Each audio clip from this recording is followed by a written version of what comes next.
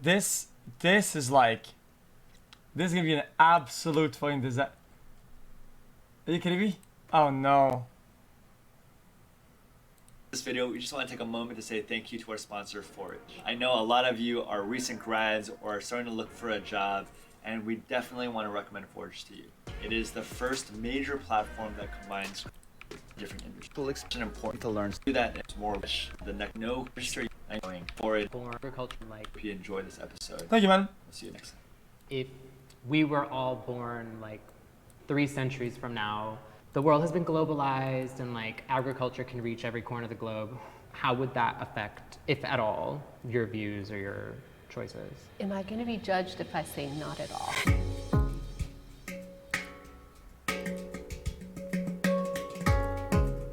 I became vegan because I could no longer think about eating something that was once living and breathing. The primary thing that keeps me vegan is just always the animal liberation. The idea that we are trying to push our ideas onto others. That stereotype I've experienced the most. Hunting is a very hard concept for people to understand. I am in Texas, it's a lot more acceptable, even though being a woman who hunts, people still, have a really hard time with that concept. I feel like a lot of people think vegans are more effeminate. People will question your sexuality oftentimes. I grew up in a rural village, living off the land. The way we live is in total respect to the animals, and I think there's so much that people do not know about indigenous culture. Why vegans and hunters though? Why not just vegans and meat eaters? My name is Danny. I'm queer, I'm vegan, and I'm multiracial. Hi, my name is Don Marvens. I've been a vegan for coming on 6 years now. I'm a freelance photographer and I recently moved to the LA area. My name is Nina. I'm 24. I've been vegan for coming up on 5 years now, and I'm a professional astrologer. Hi, my name is Brittany. Is it multiracial? I'm Koyukon Dene from Alaska. I'm a first-generation college graduate, and I went to school in the California area, and I'm currently on a road trip visiting friends to learn whose land I'm on. I am Carly, I'm from Texas. I'm sorry. Guys, I have to go back. I think I misheard something and it's gonna trigger me. 24. Hi, my name is Brittany. I'm Koyukon Dene from Alaska. I'm a first-generation college graduate, and I went to school in the California. Nina. I'm a 4. I've been vegan for coming up on 5 years now, Sorry. and I'm a professional astrologer. Fucking what? Hi, my name is. I'm a first-generation college graduate, and I went to school. Wait. Guys, I don't know what's worse. Her saying that she's a professional astrologer or her being impressed by it. What the fuck just happened? California area, and I'm currently on a road trip visiting friends to learn whose land I'm on. I am Carly, I'm from Texas. I'm a wife, a mom. I also do sales and marketing consulting. The first prompt is, I care about animals' well-being. Hey, buddy. Walk forward if you approve. Is that surprising to y'all that 2 hunters walked over? I would love to hear why. Yeah, I would love to hear it. Hunters have the utmost respect for animals. And I think that's a really hard thing for people to see. It's how can you love something and respect something that you kill? It's just a hard concept, right? Conservation is a big reason why I hunt. I feel like any takes is gonna be a cancel bait. I can shoot a certain number of deer each year, and that will keep that population and that herd thriving. I guess I've never really came at this conversation from like an angle of vegans versus hunters. It's always vegans versus meat eater. Mm-hmm. So I understand in a sense the respect you have to what you're doing. I just know that I could never do it. And I think that for me is one of my maybe more bigger issues is not with vegans, but it's more people who eat meat but don't understand hunting. So you're gonna eat meat that was slaughtered at a factory. Right. But I can't just give a deer one swift, great bullet in the heart where it dies out where it's supposed to die. I was one of What? those people that said I could never even be vegetarian. Like I was probably like the people that you're describing, just not having a connection to what they're eating. I didn't think about it. And then as streaming services go, I found a little documentary through the suggestions. But it changed your life. It changed my life. And like I remember I went to brunch that morning and I had like Wait, she doesn't slaughter horses, but didn't she just say that she can't kill them fast enough or one tap? So ultimately they still end up suffering regardless. sausage and Of how egg good and she is at it. fried cheese. And then that night I watched Did this I miss here? documentary, and so that's why I'm vegan, because I can't support like us as an industry and as a populace like removing. That's what I heard. Oh, she said she does one tap them. Oh, she can. the choice from that large of a swath of animal populations just because they're Oh, okay. animals. If there was a solution, like just the magic happens, the skies part, and all the meat is like done in a way that is humane, would that make you more inclined to eat meat? I think that you sort of get into the fundamentals of like, is it humane to kill something? I have to understand and respect and honor that, like in indigenous cultures, there's many reasons why people hunt. We would all be remiss if we didn't admit that, at a time in human history, like we needed animal protein and animal meat to survive. But today, it's not necessarily a necessity. I was being taught ethical hunting by an ethical. I'm gonna try. This is one of the topics I'm a little bit out of my depth, so I can't really say. I'm not like a nutritionist, dude.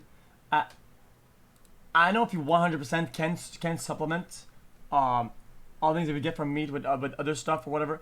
I know if meat disappeared entirely, things would remain like the same in terms of nutrition and cost and whatnot. Hunter, and again, I think that's a harder concept here, because trust me, like there are asshole hunters.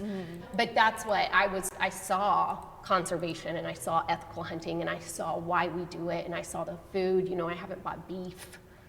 I mean, in 6-7 years. Can I ask you a question that I'm kind of scared to ask? And we'll see. So you said that you're a mother, and if you think of like Bambi, do you ever consider the small baby animals that you're taking their parents away from them? Okay.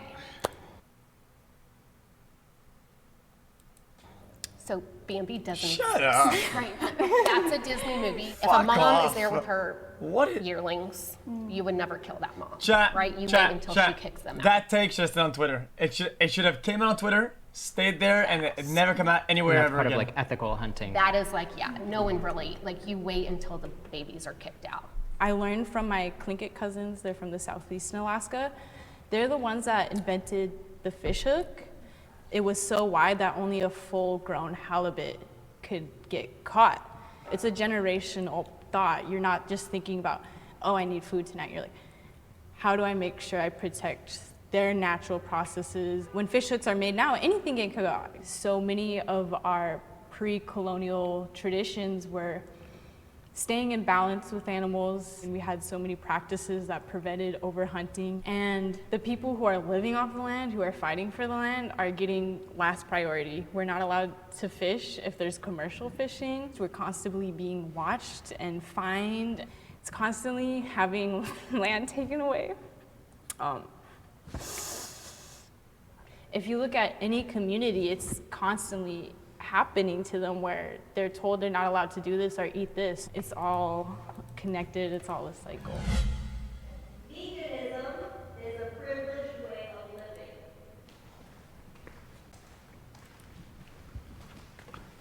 If you have a choice of where you get to get your food and where it comes from, and even knowing about it, Yeah, is I guess a so. privilege. To have the choice to be vegan, that includes, makeup and clothing and all of these things. And, sustainable clothing, for example, is a top dollar Yeah. if you're trying to buy it new. And thrifting is great, but some people don't even have access to that. And so I think that choice is a privilege and veganism is a choice. I was born in Haiti. That's not the fucking question, Hat.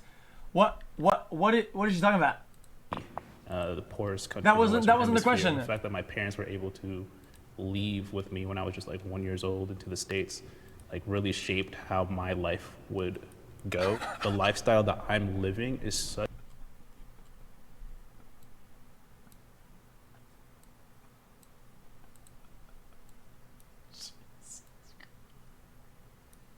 a stark contrast from the people down in the Caribbean. I feel like I have to talk about how veganism, especially in the States and especially in like the global West, has been totally co-opted by like, I'm just gonna say it, by whiteness. Veganism shouldn't be a privilege in my opinion, but it is. Like the world that we live in now, it is. I don't know enough about being a vegan. I think of it as like something that rich white people do, but I don't. Is such a stark contrast from the people down in the Caribbean. I feel like I have to talk about how veganism, especially in the States and especially in like the global West, has been totally co-opted by like, I'm just gonna say it, by whiteness. Veganism shouldn't be a privilege in my opinion, but it is. Like the world that we live in now, it is. I don't know enough about being a vegan. I think of it as like something that rich white people do, but I don't know. I don't. Guys, I have like 2 takes that are gonna be completely canceled if I say them. Okay?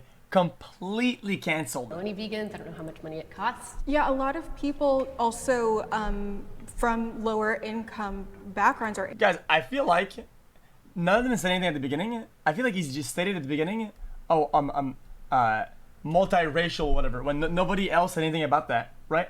So he would have the green light to say stuff like that and other stuff probably, and I think that's kind of weird. They also rely on fast food, and that stuff is really cheap because, as far as I understand, the government subsidizes meat and animal products much more than it does vegetables. When we think about someone who has to work a low-wage job to survive, you also have to think they're probably working more than one job, possibly. You want the easiest meals. You want the highest calorie meals because you're working and you're burning so many calories. So when you're saying, why don't you eat more plant-based? You're asking them to change their shopping habits. You're asking them to spend more time. You're asking them to educate themselves. And when you are working that hard, you have to numb yourself. You are eating to survive. That is different than choosing what you're eating. Totally. And it's not fair to like ask any of those people in survival mode to completely like shift their way of life and learn a whole new lifestyle. And I definitely agree with that. I'm just curious, like, if we were all born like 3 centuries from now, the world has been globalized and like agriculture can reach every corner of the globe, how would that affect, if at all, your views or your choices? Am I going to be judged if I say not at all? I'm genuinely curious. Yeah, I mean, like I'm going to eat meat. I don't want to say there's no reason to not eat meat, but there's maybe no reason for me not to eat meat. I get it. I'm feeling judged. I'm not judging, but I don't understand. I'll be honest, I don't understand. I mean, like I still cry when I kill something. I mean, I love the animals, but they're still just animals. Like, it's okay to eat one. Everyone's been eating meat forever. That's true. You know, and it's been there's a long never time been practice. a culture ever that was 100% vegan. You know, they have shifted. They're plant-based and Mediterranean and Buddhist, and they have moved towards a whole culture who was 100% vegan. I don't think it's ever existed. It sounds like it's a natural order kind of thing. Yeah. This is very opinionated, so That's interesting to hear because I'm firmly of the belief that like we are animals. So for me, the natural order perspective doesn't hold a lot of water. Do you guys have pets? She looks crazy, but And in other parts of the world, what you would consider your pet, some people would eat. But that's there. I mean, like I don't eat my dog. no, I don't. Wait, what do you say? And in other parts of the world, what you would consider your pet, some people would eat. But that's there. I mean, like I don't eat my dog, and I hope nobody don't eat my dog. But that's, you know, I mean, I can't worry about someone in China eating dogs. Like we can all try to make the world a better place. And It's interesting though because it does kind of challenge the natural. I'm conflicted here because this is cultural. So that I mean, like most things, literally like most things, and I feel like this is an angle that people always forget about. in a lot of topics is culture, and they completely overlook it on how some things are done order perspective. elsewhere. Like, Where do you draw the line? Right. Something to think about in this conversation too is knowing that even when we eat plants, there's so many people that we're exploiting. Yes. The core of this, I think, is just having that respect for your food. I fully agree with that. I think it's such a falsehood when vegans say cruelty-free. The avocados that I eat, were harvested by people that are being exploited. So, Do you guys consider hunting a privilege? Isn't everything a privilege? To a point, right? A lot of people are going literally in their backyard, shooting something, processing it in their house, and putting it right on the table for their family. Like, that to me is beautiful. Hunting can be really expensive. You basically have to have a huge ranch, or you have to spend a ton of money to hunt. Well, she's kinda right, though. Ranch. And then I think some what a degree. lot of people see are, right, the trophy hunters and the going over to Africa and hunting. I have not done that yet. That does not mean that I am not for it or against it. I do know that tourism in Africa is a huge moneymaker for them. I mean, those villages are really poor, and having an entire animal and multiple animals that hunters give them it's big for them. My question with that would just be, why would it have to be a tourist? It kind of just sounds like the white savior complex narrative. Because we're willing to pay a shitload of money. I remember reading a statistic about Okay.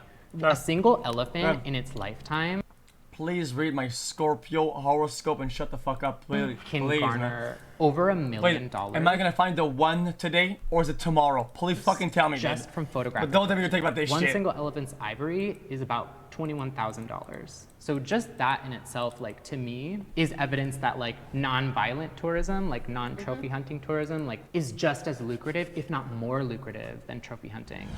Somebody said the mole is sucking her brain cells. Hunting is only acceptable if it's for food.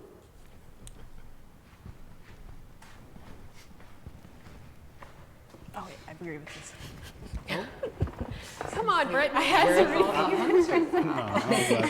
read. If this was asked first, I would have disagreed, but after hearing your story, it is necessary to an extent. If you're hunting for food, then you're saying that your life is more important than that other It is. animal's life, and that is more reasonable to me than saying that your pleasure or your trophy or whatever is more important than an animal's life. There's also safety, which I now realize, and it's like almost 2 hours if you needed a medical emergency evacuation. So yeah, I don't know any killing besides safety and like food, and then we still try to make the most out of the body and the fur, and we'll try to like feed it to the dog team. So All that control population of certain animals. Yeah, that also makes sense. But I think what they mean is that meat, literally the act of doing it or killing it to eat the food out of it, not controlling the population. Yeah, of course, with technology and analysis and science, yeah, they can. It doesn't matter.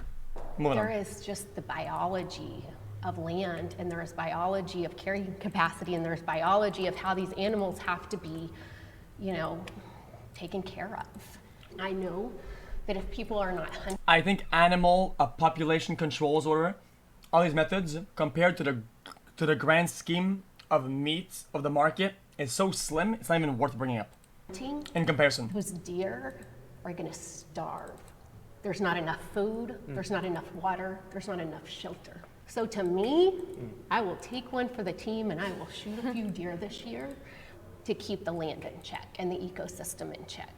I don't disagree that maintaining equilibrium of an ecosystem is important. My question to that would be like, what's actually sitting at the root cause of the deer overpopulation? Is the root cause that people aren't hunting enough, or is the root cause that their land is being taken away? But me making assumptions, hunting is a Band-Aid solution. Like, I wish I could answer a very smart and based on data, Yeah. done. I mean, look at Los Angeles and Dallas, and where are animals going? Right.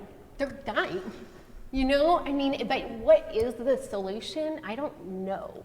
the U.S. a lot of the times has tried to decide what animals need to go or not without the guidance of indigenous people who have been doing this for thousands of years and who have relationships with the animals. There are solutions, there are people that know it, and we need to push people in power to uplift voices who have this knowledge. My diet is healthier. I prefer not to speak. Speak, you big trouble. Hey, girl. Wait, what'd you say? The question is healthier than what? I chose to come up here because my diet is healthier than when I was not eating a vegan diet. I love a Beyond Burger. Is that healthier than eating rice, beans, and collard greens every day? No, it's not. Do I believe that eating plant-based is healthier than eating animal products? Yes. And if you're super, super intentional and informed about what you're putting in your body, then it's gonna be healthier than someone who's not. That's also healthier on an emotional and mental level. There's this detachment, this emotional detachment that you're going through when you're eating an animal, and that to me is emotionally unhealthy. I think awareness is one of the healthiest things that we can have. What? I know if you like search veganism like online, especially on YouTube, you can see very dangerous vegan diets. No, seriously, just no. Being like just told to like a massive audience of like young impressionable people. Like, but like Oreos are vegan, Twizzlers are vegan, and it's been 1 a.m. and I'm down to sleep with Oreos. I'm just like, why did I do that? Just wait till you're 30. Yeah, I'm 24, so I feel like I'll just keep on kicking. I don't know. Coming here, I want to be very careful in extremes. Like my meat is, my diet is healthy. I don't know that. I don't know you. I don't know you. I don't know you. I believe the meat I eat is better than what you would get at McDonald's. I just think it would be so hard to be a vegan. Like it seems like so much work. There's a learning curve. It's not hard in the grand scheme of things. I feel a lot better putting in the work because I feel more empowered, I guess you could say. The definition of veganism is just as far as what is practicable and possible. It's all about doing your best. Hey, thank you.